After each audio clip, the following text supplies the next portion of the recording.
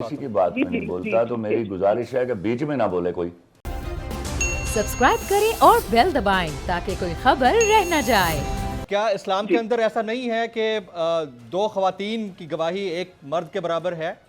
یہ انٹرپریٹ غلط کیا جاتا ہے کیا ایسا؟ جیسے باری صاحبہ فرما رہی ہیں. آف کورس یہ قرآن میں موجود ہے یہ آیت. جی. اس لیے میرا خیال ہے کہ اس بات پر بات نہ کی جائے.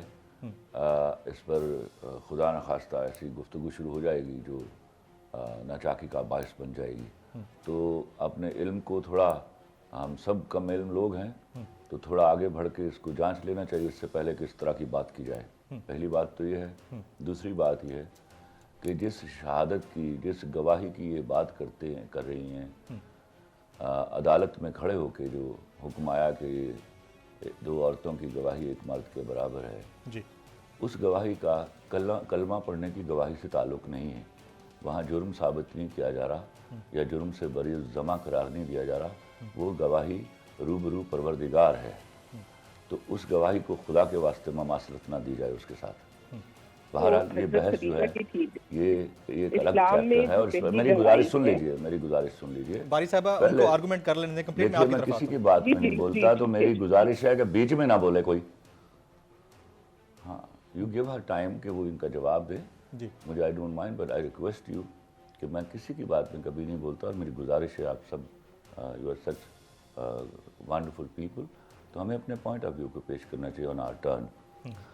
ایشو یہ نہیں ہے جمیل فاروقی. سر ہم کچھ جگہوں پر فرزانہ باری صاحبہ صحیح بھی ہیں کہ ہمارے یہاں بہت ساری مس ٹرانسلیشنز بھی آئی ہیں. لیکن کچھ جگہ ان کے ہاں کچھ ایسا طبقہ ہے، ایک ایسا سیکشن ہے جس نے یہ ٹھان لی ہوئی ہے. میں آپ سے سوال کرنا چاہتا ہوں، ایک تقریر میں اگر قائد اعظم نے یہ کہہ دیا تو ہزاروں تقریریں ایسی ہیں جن میں انہوں نے صاف پاکستان بننے کی بنیاد کو واضح کیا. وہ تقریریں کیوں بھول جاتے ہیں آپ لوگ؟ آپ کا ایجنڈا صرف وہی ایک تقریر کیوں بن جاتی جو 11 اگست کی ہے؟ پھر تیسری بات پہ آتے ہیں. قائد اعظم نے سوچا، قائد اعظم بڑے محترم ہمارے بانی پاکستان، لیکن قائد اعظم نبی تو نہیں تھے کہ انہوں نے جو بات کہہ دی وہ قیامت تک جاری رہے گی. بعد میں ماسز نے طے کر لیا، جمہوری حکومت کا، جمہوری ریاست کا خواب بھی تو انہوں نے دیا تھا نا.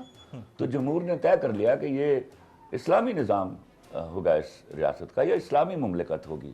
تو اس پر کیا بحث ہے؟